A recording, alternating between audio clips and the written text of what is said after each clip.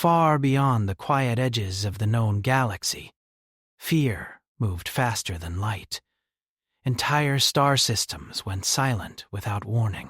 Trade routes vanished. Outposts stopped responding.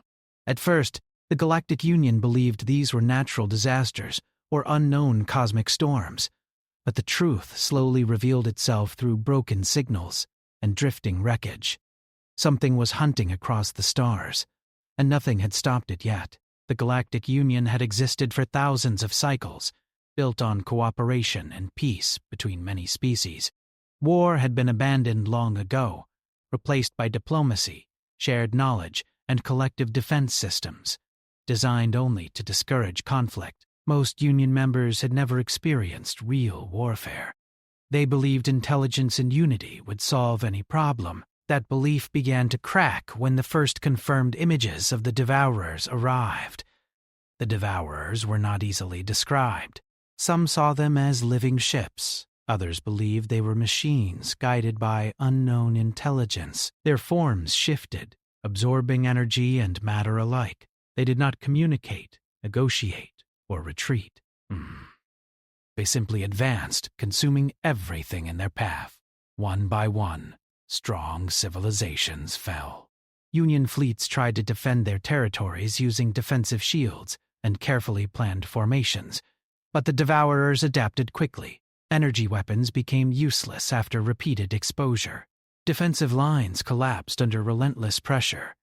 Entire armadas vanished in silence. Fear spread through the Union Council chambers. The Council gathered representatives from dozens of species, each carrying stories of loss. Their cultures valued harmony, but harmony was failing them. The Devourers could not be reasoned with, and no peaceful solution had worked. In desperation, the Council approved a risky decision. They would search beyond known space for help. Long-range probes and communication signals were sent into unexplored regions, searching for civilizations that might possess the strength or creativity needed to survive against such an enemy. Many council members hesitated, worried about inviting unknown dangers into Union territory, but extinction felt closer every day. Months later, a signal returned. The species identified itself as human. The Union's first contact team studied the incoming transmissions carefully. Humanity's history records were dense and confusing. They showed incredible technological development, but also a long past filled with conflict. Humans had fought among themselves countless times before achieving planetary unity. Some council members were alarmed by this history. Others argued that a species that survived such challenges might hold the answer. The council extended an invitation. Earth responded faster than expected. Instead of sending diplomats first, humanity dispatched a fleet. It arrived near Union space without aggression, broadcasting calm identification signals and requesting permission to dock. The ships were different from Union designs, heavier, reinforced, and filled with modular components, suggesting adaptability rather than elegance. Union observers watched nervously as the human fleet entered orbit around a neutral station. The human commander stepped forward during the first meeting. He spoke in a steady voice, showing respect, but also confidence. He listened more than he talked, studying alien reactions carefully. His questions focused not on politics but on the Devourers, their movement patterns, combat recordings, energy signatures, and past encounters. The Union representatives expected fear or dramatic declarations of heroism. Instead, the humans responded with quiet analysis. They treated the Devourers not as unstoppable legends but as a problem waiting to be solved. This unsettled many council members. One representative asked if humans understood the scale of destruction already caused. The commander nodded and replied that humanity had faced overwhelming threats before, though not at this scale. He explained that humans believed survival depended on understanding enemies without emotional distortion. Some interpreted this as coldness. Others sensed determination. Human engineers requested access to historical battle data, including classified recordings the Union had hidden because they were considered too disturbing. The council hesitated but agreed after realizing humanity needed full knowledge to help. Days passed as human analysts reviewed the information. Meanwhile, Union citizens watched human crews with curiosity. Humans moved quickly, often working long hours without rest. They laughed easily but could switch into serious focus instantly. They asked unusual questions and challenged assumptions the Union had never reconsidered. A group of alien officers observed a human training session and felt shocked. Humans simulated losing scenarios repeatedly, placing themselves in impossible situations and studying failure rather than victory. When asked why, one human explained that learning from defeat prevented panic during real combat. The concept felt strange to cultures that avoided failure whenever possible. As discussions continued, humans made a surprising request. They wanted access to restricted technology archives.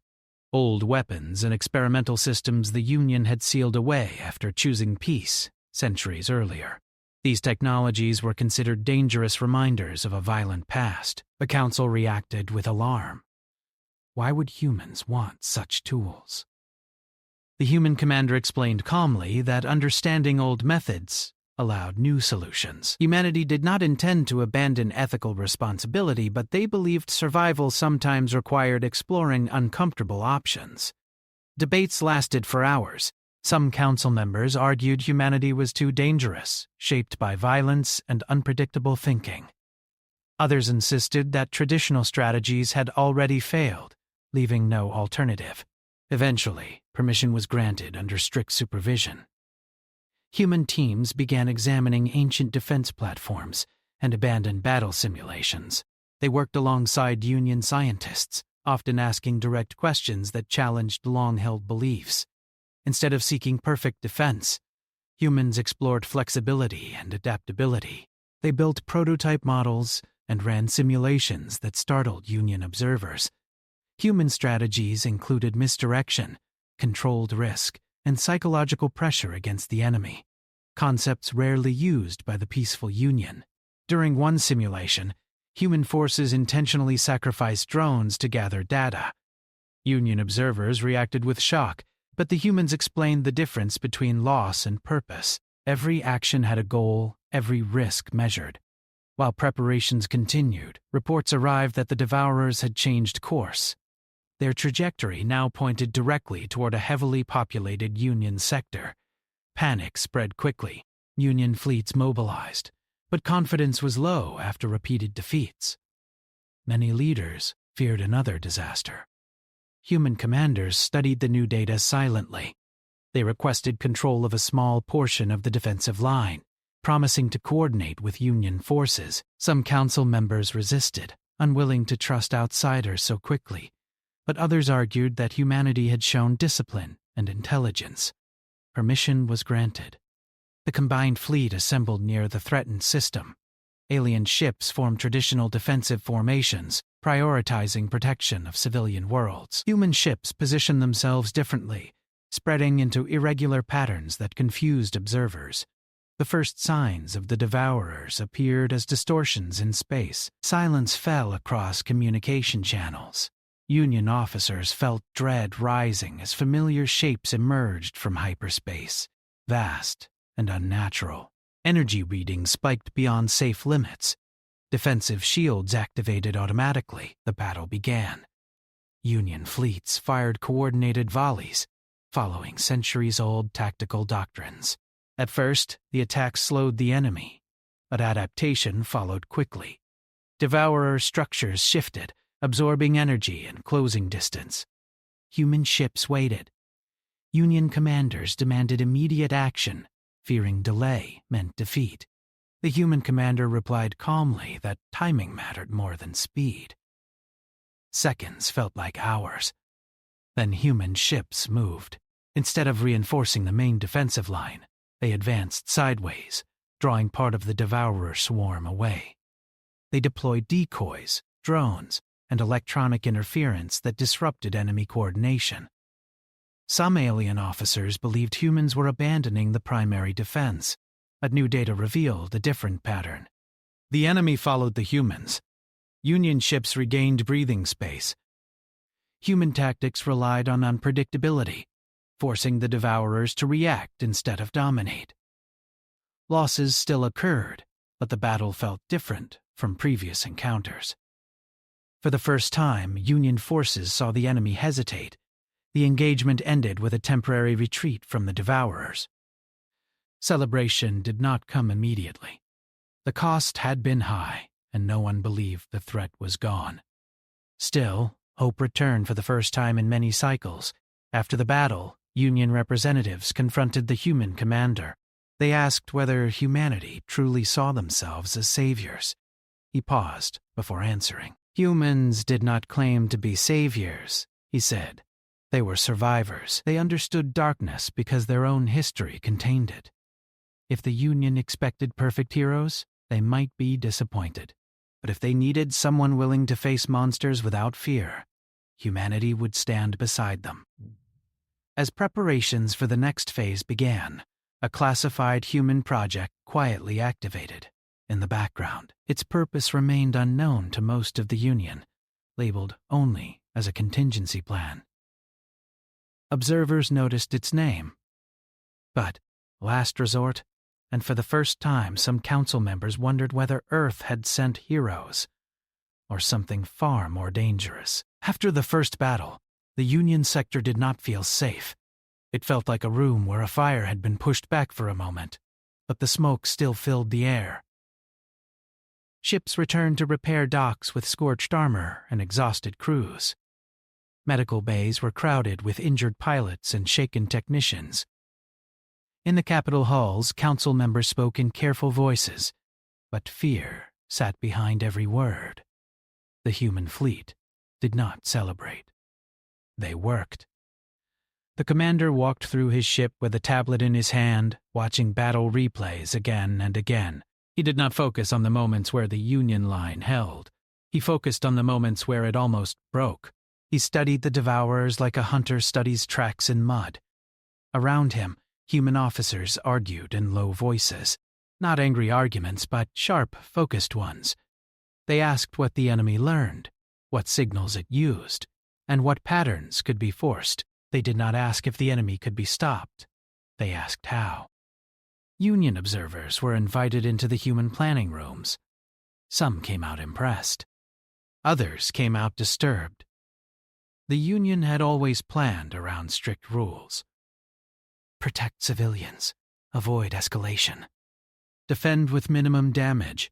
Humans respected those rules in public, but their internal plans looked different. Humans talked about pressure, denial, bait, and turning fear into a weapon. The Union had no tradition for those ideas. A high-ranking Union admiral, a calm being from a waterworld species, met the human commander again. The admiral asked why humans always trained for defeat. The commander explained in simple words, when a mind expects victory, it breaks when reality changes. When a mind expects difficulty, it stays steady. Humans trained their fear until it became useful. The admiral did not fully understand, but he could not ignore the results. The Devourers had been slowed for the first time in recorded history. Still, trust was fragile. In the weeks that followed, the Union sent more data to Earth and requested more human support. Earth responded by dispatching supply ships, engineers, and specialists. Union citizens watched the new arrivals with mixed feelings. Humans were polite, but they were direct. They asked for materials, access, and time. They disliked long debates. Some Union politicians began calling humans needed allies. Others whispered that humanity was using the crisis to gain power. In public, the human commander kept his tone respectful. He attended council meetings, listened to speeches, and offered short answers. But in private, his fleet prepared like the galaxy was already burning. Human ships moved into scattered positions across multiple systems. Union officers questioned this. Their fleets preferred lines and stable formations. Humans preferred movement and choice. They explained that the Devourers loved predictable walls, because walls could be broken. Humans wanted the enemy to chase shadows instead. They built networks of sensors around empty worlds. They placed decoy stations where nothing important existed. They set traps in dead space where no civilians lived. Each step looked strange to the Union. Some called it wasteful. The humans called it preparation. During a joint training session, a Union captain asked a human pilot why humans were willing to take so much risk. The pilot answered simply, "Because the enemy already took the safety away. We can pretend we still have it, or we can fight like we don't." That sentence spread through the fleets like a cold wind. Soon, the Council demanded more clarity about the human project labeled Last Resort. Some Council members wanted it shut down. They feared it meant humans had plans too extreme to accept. The human commander did not deny the seriousness. He admitted it was a contingency plan. He said it would not be used unless every other option failed. He also said that the Union had asked for help, and humanity had answered honestly. Humans would not lie by offering only gentle solutions.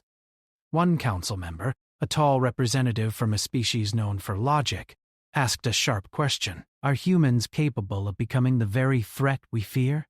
The human commander paused. His eyes moved around the council chamber, studying faces that were afraid, but trying not to show it. He answered with care. Humans were capable of many things. They had done terrible mistakes in their own past. But they also had learned from those mistakes. They built rules, laws, and values because they knew what happened without them. If the Council wanted a species without dark history, then humans were the wrong choice.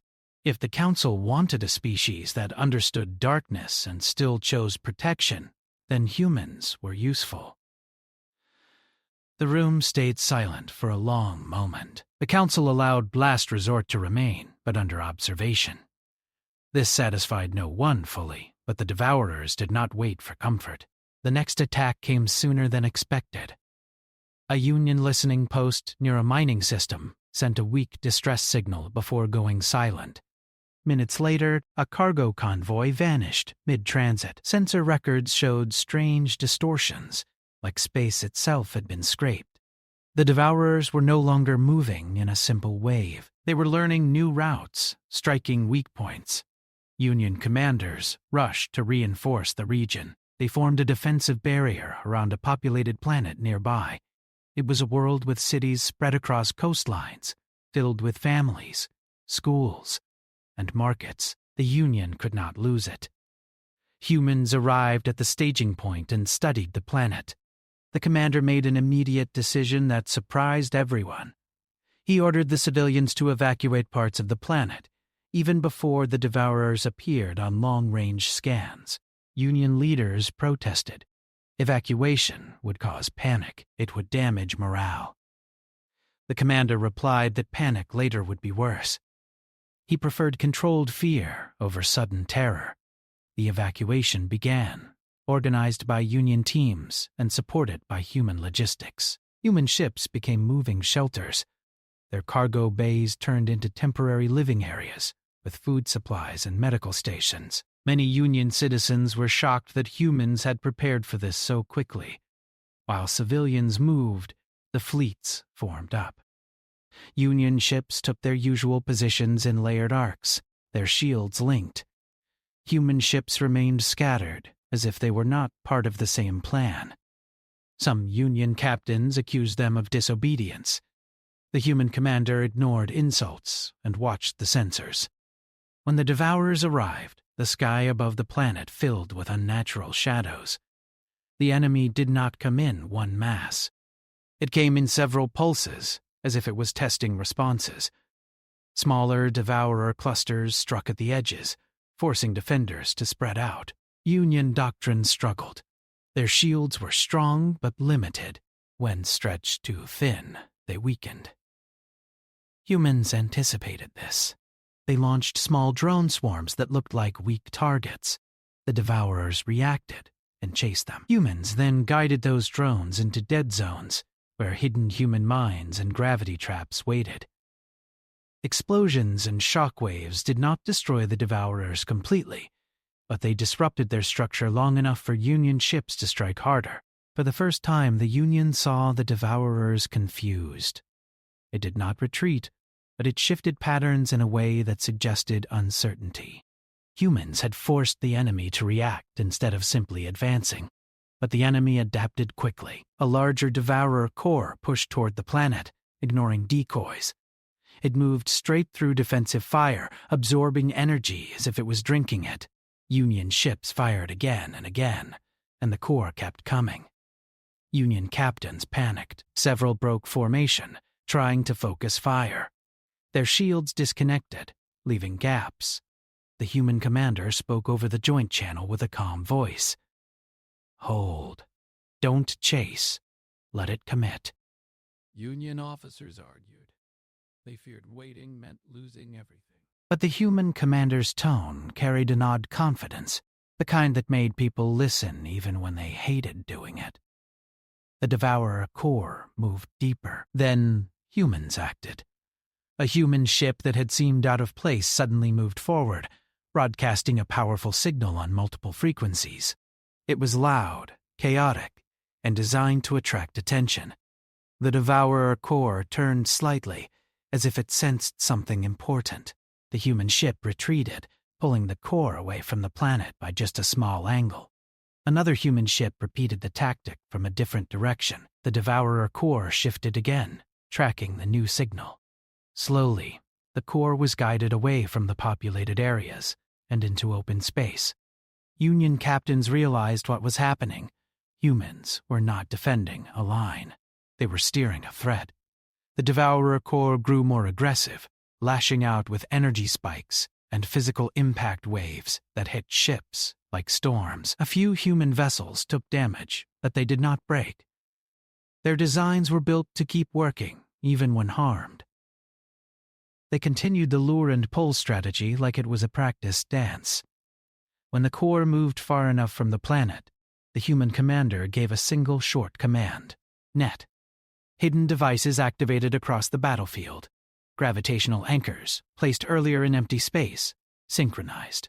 They formed a shifting field that created resistance, not a full cage, but enough to slow movement and disrupt the devourer core's coherence. Union ships suddenly had a stable target. They fired everything they had, not in a panic, but in disciplined waves. Humans contributed with precise strikes aimed at weak points identified by their analysis. The core trembled, its structure losing shape. It still fought, still tried to adapt, but now it was under pressure from every side. At last, the devourer core broke apart into smaller fragments that scattered and tried to flee. The fleets chased them down carefully, using the same trap zones and decoys. The battle ended with the planet intact. Union citizens cheered across evacuation ships. Some cried, some hugged strangers. The Union leadership tried to present the victory as a shared triumph of unity, but everyone knew the truth. Without human tactics, the planet would have been lost. Yet even in victory, fear returned when the humans began collecting data from the remains. Human scientists worked quickly, capturing fragments, isolating energy samples, and analyzing patterns. They treated the devourers like a puzzle. Union scientists felt uneasy. The devourers were terrifying, and now humans were bringing parts of them into controlled labs. The commander reassured the Union teams. The fragments were contained. Safety protocols were strict. Understanding the enemy mattered more than fear. But rumors grew. Some Union crews said humans were studying how to copy the devourers. Others claimed humans wanted to create new weapons based on devourer biology or structure. No proof existed, but suspicion fed itself. The council demanded another meeting. This time the tone was sharper. One representative accused humans of using predator thinking. Another said humanity's methods risked corrupting the Union's values. They argued that even if humanity won the war, the Union might lose its soul. The human commander listened without anger. Then he spoke. He said the Union was not weak because it valued peace. Peace was beautiful and worth protecting. The Union was struggling because it believed peace was a shield by itself. Peace was not a shield. Peace was a choice that required strength to defend. Humans were not asking the Union to become cruel. Humans were asking the Union to become ready. He explained the difference between being dangerous and being controlled. A tool could be dangerous, but in the hands of someone responsible, it could save lives. Humans had learned this lesson the hard way. A council member asked again about Last Resort. This time, the commander revealed a little more, without exposing details. Last Resort was a way to force the Devourers into a predictable state. It was risky. It required sacrifice of resources and trust between fleets. It was not a weapon meant to destroy worlds. It was a strategy meant to end the enemy's ability to choose. The council grew quiet again. They did not like the sound of it, but they could not deny results. After the meeting, the Union admiral, who had questioned human training, approached the commander privately. The admiral admitted something difficult. The Union had always feared becoming like its violent ancestors. That fear had shaped everything.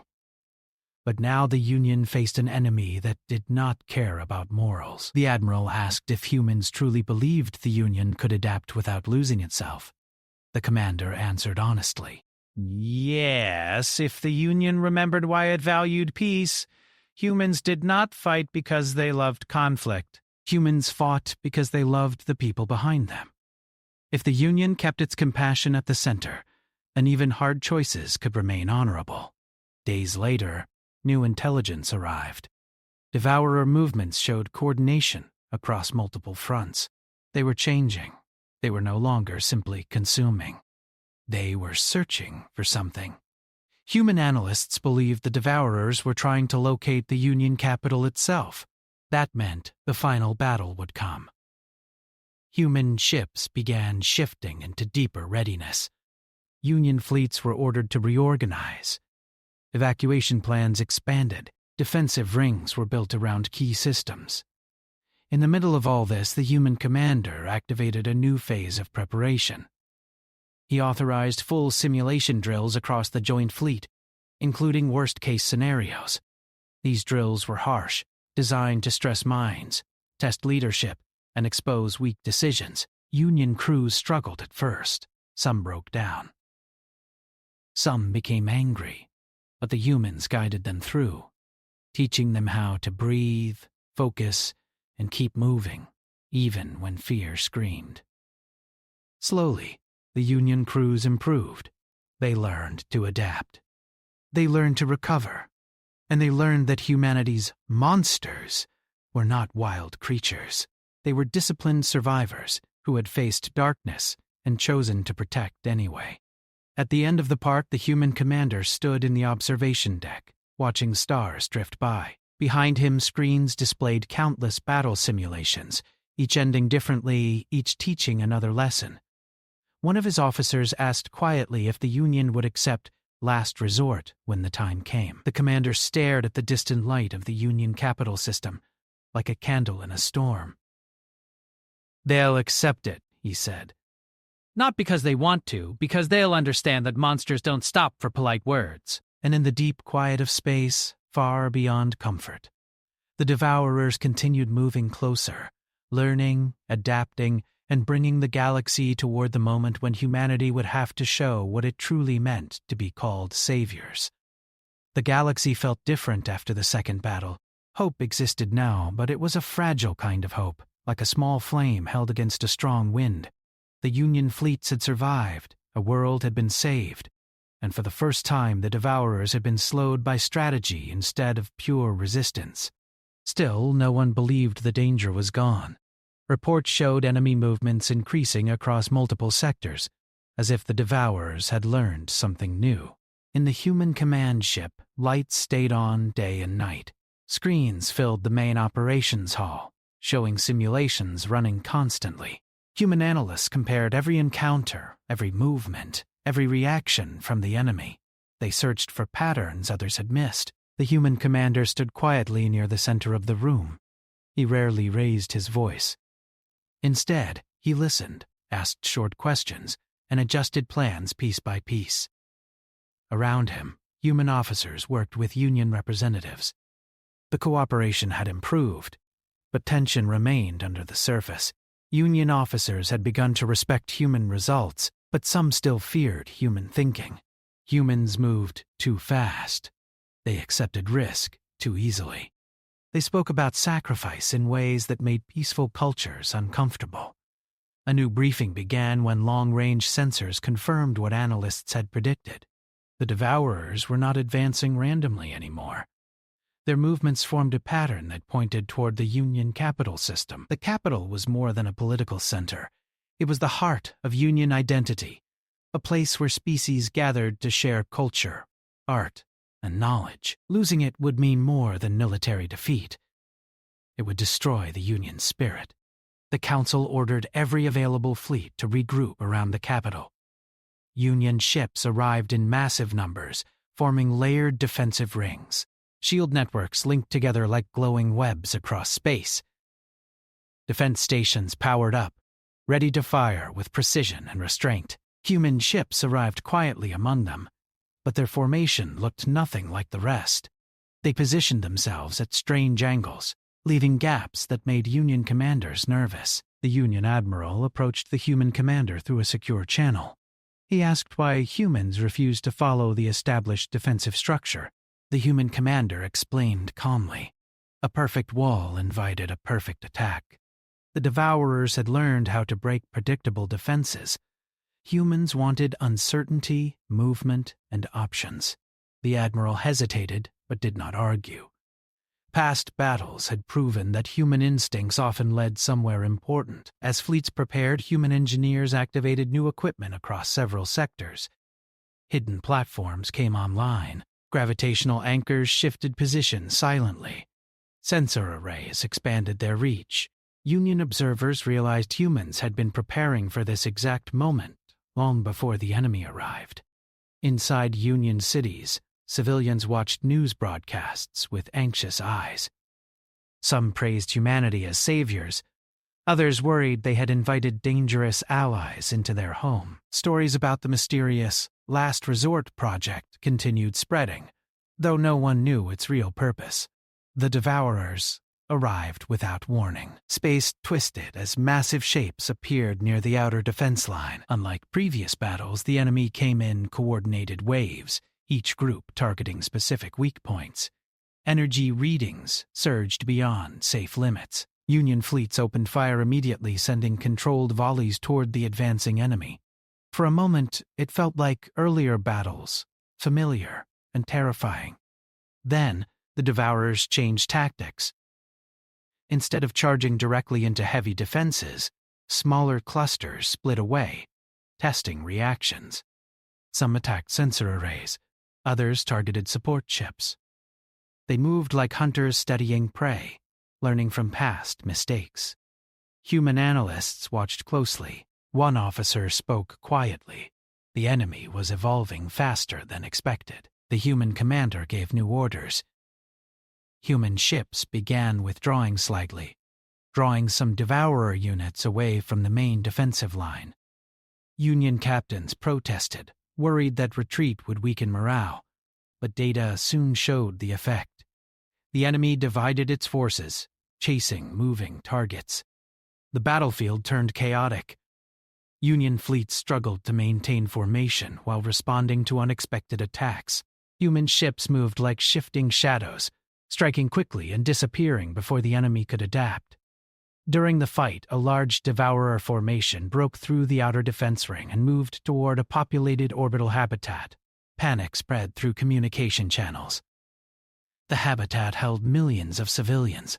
Union ships rushed to intercept, but the Devourers moved faster. The human commander gave a command that surprised everyone. Instead of reinforcing the defensive line, he ordered several human ships to advance directly toward the enemy formation, broadcasting strong signals designed to attract attention. The Devourers reacted instantly. They turned toward the human ships, drawn by the intense energy patterns. Humans retreated carefully, guiding the enemy away from the habitat. The maneuver required precise timing. If they moved too slow, they would be destroyed. If they moved too fast, the enemy would lose interest. Union observers watched in silence as humans turned danger into direction. The enemy followed. Once the Devourers moved far enough from the habitat, hidden human devices activated. A series of energy pulses disrupted the enemy's coordination, creating confusion long enough for Union fleets to regain control of the battlefield. Cheers filled Union channels, but the human commander remained focused. This was only one step. As the battle continued, human analysts noticed something unusual. The Devourers reacted strongly to certain signal patterns, almost like instinct. They did not behave randomly, they responded to stimuli. This discovery changed everything. Humans began adjusting their tactics in real time, sending carefully designed signals that influenced enemy movement. Union fleets followed instructions, slowly guiding the Devourers into positions that favored defenders.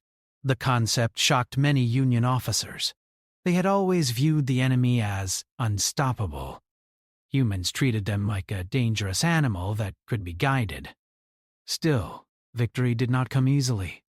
Losses mounted on both sides. Several Union ships were heavily damaged. Human vessels took hits that would have destroyed traditional designs, but their reinforced structures allowed them to continue fighting. At one point, a Devourer wave nearly reached the inner defensive ring. The situation felt hopeless for a moment. Then the human commander activated a new phase. The mysterious project known as Last Resort began revealing itself. Large human platforms powered up across the battlefield, releasing a complex network of signals. These signals did not attack directly. Instead, they created patterns designed to overwhelm the Devourer's adaptive systems. Union scientists watched with disbelief. Humans were not trying to destroy the enemy immediately.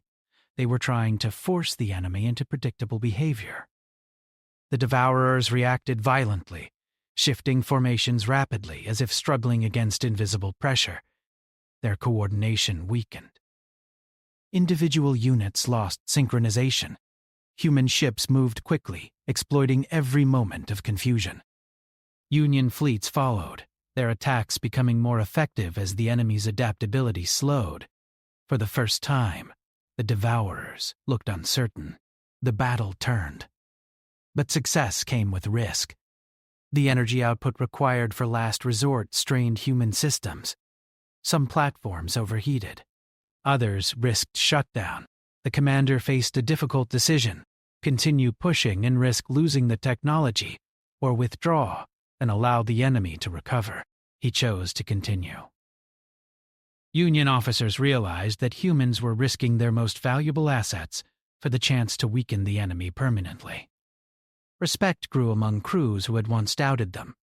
As the battle reached its peak, a massive Devourer core emerged behind the main swarm. It was larger than anything previously encountered. Energy readings spiked dangerously.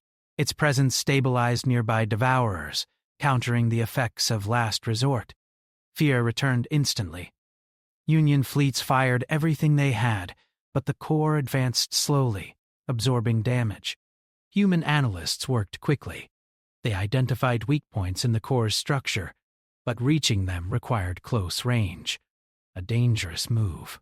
The human commander ordered a strike team forward. Human ships advanced toward the core while Union fleets provided covering fire. The battlefield became a storm of light and motion. Some Union captains hesitated, but others followed humanity's lead, inspired by their determination. As the strike team approached, they transmitted continuous data back to the fleet. Analysts searched for the exact moment when the core's defenses shifted. Finally, they found it. The commander gave the signal. Human ships released concentrated attacks aimed at the identified weak point. Union fleets followed with coordinated strikes. The core trembled, its energy patterns destabilizing. For a moment, silence filled communication channels. Then the core fractured, sending waves of disrupted energy across nearby Devourers. Enemy formations collapsed into chaos. The battle ended with the Devourers retreating for the first time since entering Union space. Relief spread across the fleets. Union officers stared at their screens, struggling to believe what they had witnessed.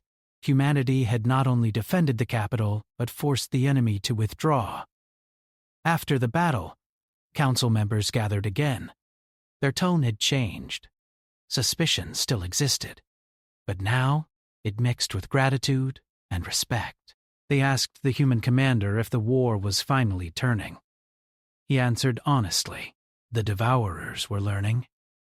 This victory would not end the conflict. It only proved that the enemy could be challenged. Union leaders asked if humanity had planned this outcome from the beginning. The commander explained that humans did not believe in perfect plans.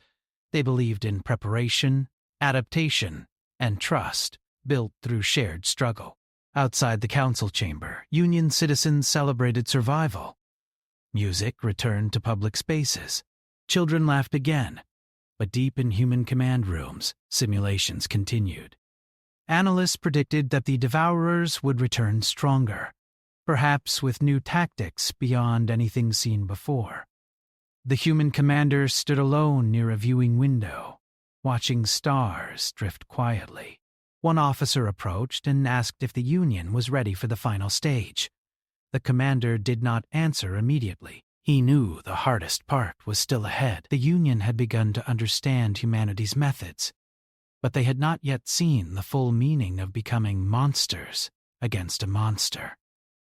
Finally, he spoke. "They're learning," he said softly. "And when the final battle comes, they won't just fight beside us. They'll fight like us!" Far away, beyond the reach of Union sensors, the Devourers gathered again, reshaping themselves after defeat. The war was not ending. It was evolving. After the Devourers retreated from the Union capital, the galaxy entered a strange silence. It was not peace. It felt like a long breath taken before another storm. Union fleets repaired their ships, rebuilt damaged stations, and comforted citizens who had lived through fear that words could not fully describe. For the first time since the war began, hope existed in a real form. The Devourers had not simply paused. They had been forced to withdraw. That alone changed everything. But inside human command rooms, celebration was short. Analysts continued working without rest, studying every piece of data gathered during the battle. The human commander watched quietly as simulations played across large screens. Some predicted victory. Others predicted disaster. Humanity never trusted only one outcome. Union leadership invited the human commander to speak before the council again.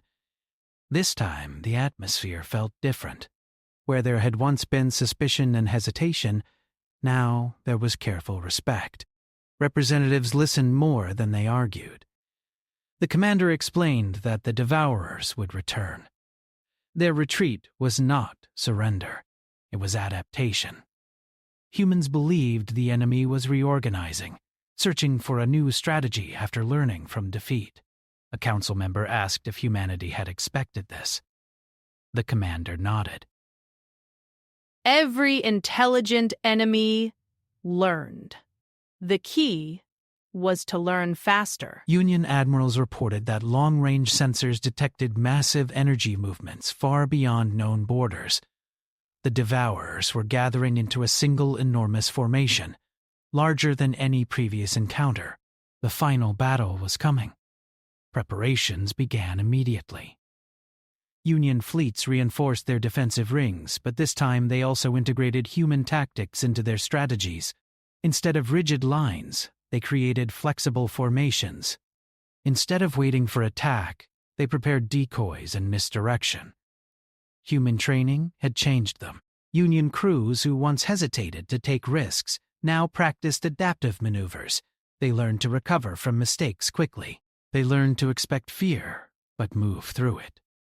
Civilians watched these changes with mixed emotions. Some felt proud of the growing strength of their protectors. Others worried that the Union was becoming too similar to humanity. The human commander addressed this concern during a broadcast. He explained that strength did not remove kindness. It protected it. Humanity did not want the Union to lose its peaceful nature.